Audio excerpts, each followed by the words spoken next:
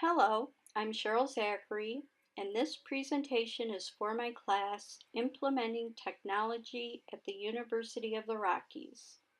Since I am an adult learner, my presentation will mainly cover why adult learners return to school and how they are different from the traditional student.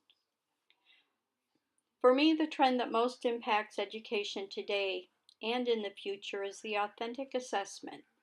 The authentic assessment gives the student and instructors a chance to look at learning and how to assess the learning in a different light.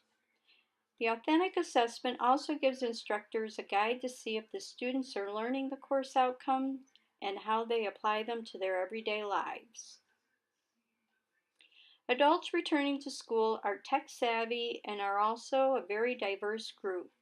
They bring a variety of skills, knowledge, and experience. These attributes give the instructor more flexibility to take a broad view of the course outcomes and therefore gives them more room to be creative with assignments and the correlating assessments. Most adult students know how to research on the web, find websites, and they are very involved in social media. These tools make it easy to find information on the web and to collaborate and communicate with each other. Therefore, the days of traditional testing are slowly going away. If you have used your technology to navigate the class, a traditional test is going to be a little outdated. The portfolio is an assessment that lasts the entire course and in some cases through an entire degree program.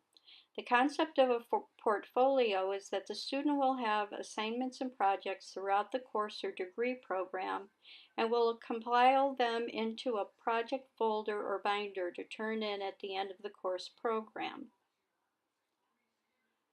Adults are a little different than the college-age student because they have different life experiences at work, in the community, and with their families. It's easier to find a common core among them. Since most do not live in the same communities, it's easy to have them do projects using online collaboration programs to build the projects.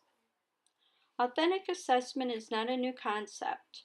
In the past, instructors have used many other ways to test learning of course outcomes. Some of the assessments were role play, case studies, hand-on experiences, and experimentation. These are just a few of the examples.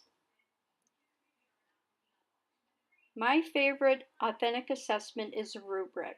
The University of the Rockies uses this type of assessment so the students and instructors can check progress against the rubric and make sure that they are caught up and that the student understands the course materials. The rubric makes the student take ownership of their learning, and it also helps the student and the instructor partner in the learning process. In some cases, it might be good to use more than one assessment type. The traditional essay along with a group project can help students to test their knowledge so that in the end the group is all on the same page and each has written part so the final project will be well-timed and written project. Adult learners are more sophisticated learners. They have already worked with analyzing, writing content, participating on team, lead presentations, and have been assessed by their company on their performance. So how do you decide on an assessment for a class that is that experienced? It would have to be creative and encompass all of the newly learned skills. Why do I think authentic assessment is the most impactful trend? It has to do with the curriculum is devised.